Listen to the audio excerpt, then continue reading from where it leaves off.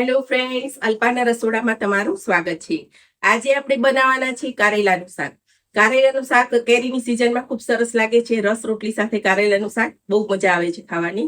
તો પણ આપણે એની એકદમ ટેસ્ટી અને કારેલાનું શાક ન ભાવતું હોય તો પણ ભાવે એવું સરસ આપણે કારેલાનું શાક આજે આપણે બનાવશું. તો ખૂબ જ ટેસ્ટી શાક બનવાનું છે. ચાલો રેસીપી જોઈએ. તમે મારી ચેનલને સબસ્ક્રાઇબ કરજો, લાઈક કરજો અને શેર કરજો. તો આપણે ઇન્ગ્રેડિયન્ટ્સ જોઈ લઈશું. મેં આ 4 કારેલા લીધા છે, વજનમાં 250 ગ્રામ છે.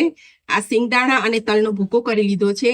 આ 1 ચમચી ટોપરાનું છીણ લીધું છે. ગોળ છે, મીઠું છે, ધાણા ભાજી છે, આ રેગ્યુલર મસાલા છે અને આ તેલ છે. તો આપણે રેસીપી બનાવશું. તો આપણે કારેલાની પહેલા છાલ ઉતારી લેવાની છે. સાવ એકદમ ઉતારી નહીં નાખવાની, પણ ઉપરથી આ બધી આવી રીતે મોટી મોટી છાલ એની કાઢી લેવાની છે. તમને જે રીતે ફાવતી હોય એ રીતે આવી રીતે છાલ એની કાઢી લેવાની. એકદમ આવું પીળું દેખાય છે એવા આટલા નહીં કરવાના, પણ આવી રીતે થોડા થોડા કાઢી લેવાના. તો કારેલા છોલાઈ ગયા છે આપણા. તો હવે એને કટ કરીશું. હું અહીંયા ગોળ કરું છું. તમને જો લાંબા ગમતા હોય તો લાંબા કરી શકો છો, પણ હું અહીંયા કારેલા ગોળ ગોળ કટ કરું છું. તો આપણે એ રીતે બધા કારેલા કટ કરી લેશું. તો આપણે આ કારેલાને મેં એકવાર પાણીથી ધોઈ લીધા છે અને પાણી ગરમ મૂકી દીધું છે. તો એની અંદર આપણે 2 ચમચી જેવું મીઠું નાખી દઈશું અને પછી એની અંદર આપણે કારેલા એડ કરી દેવાના છે.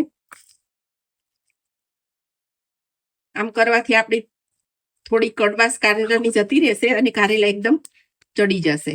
તો કારેલાને વચ્ચે વચ્ચે આપણે આવી રીતે ચમચીથી હલાવશું અને આની અંદર આપણે થોડી વાર એને બફાવા દેશું. તો તમે જોઈ શકો છો આપણો કારેલાના કલર બદલાઈ ગયો છે. હવે આને આપણે ચપ્પાથી ચેક કરી જોશું. તો આપણું કટ થાય છે કારેલું, કે આપણું ચડી ગયું છે. તો હવે એને પાણી કાઢી લેશું આપણે. તો મેં ગેસ ચાલુ કરી દીધો છે અને આ પેનમાં આપણે તેલ મૂકશું. તેલ 3 થી 4 ચમચી મૂકવાનું છે. તેલ થોડું સરખું હશે તો શાક સારું લાગશે. અને હવે એક વાટકીમાં મસાલા ભેગા કરી અને આપણે પેસ્ટ તૈયાર કરી લેવાની છે. તો આ મરચું હું લઉં છું 2 ચમચી જેટલું. મીડિયમ તીખું છે તો 2 ચમચી હું મરચું લઉં છું.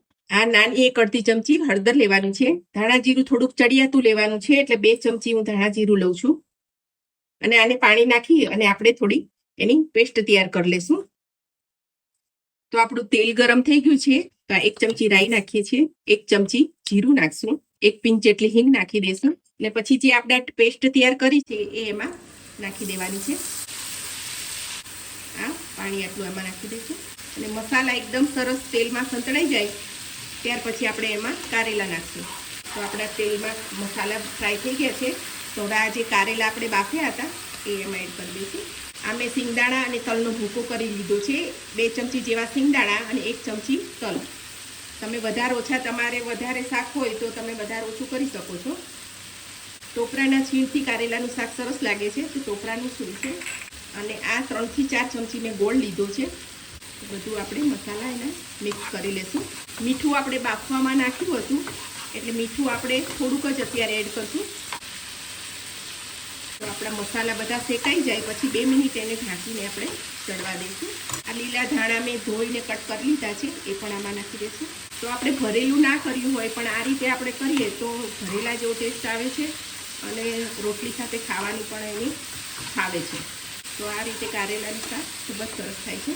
અને આને 2 ચમચી પાણી નાખી અને થોડી વાર ઢાંકી અને આપણે એને ચડવા દઈશું. તો 2 મિનિટ માટે એને ઢાંકી દઈશું. તો આપણી 2 મિનિટ થઈ ગઈ છે. તો શાકમાંથી ચારે બાજુથી તેલ છૂટું પડી ગયું છે. તો આપણે હજી એને 1-2 વાર હલાવી લઈશું અને પછી સર્વિંગ બાઉલમાં લઈ લઈશું. એકદમ ગળી પણ ગયું છે અને મસાલા બધા ચડી ગયા છે. તો ખાવામાં ખૂબ જ ટેસ્ટી લાગે છે. કેરીની સિઝનમાં કેરીના રસ સાથે રસ રોટલી અને આ કારેલાનું શાક ખાવાની ખૂબ મજા પડે છે. તો આપણું કારેલાનું શાક રેડી થઈ ગયું છે. તો આપણું કારેલાનું શાક રેડી થઈ ગયું છે. ખૂબ જ ટેસ્ટી છે. તો આ રીતે તમે જરૂરથી બનાવજો. મારી ચેનલને સબસ્ક્રાઇબ કરજો, લાઈક કરજો અને શેર કરજો અને અવનવા વિડીયો જોતા રહેજો.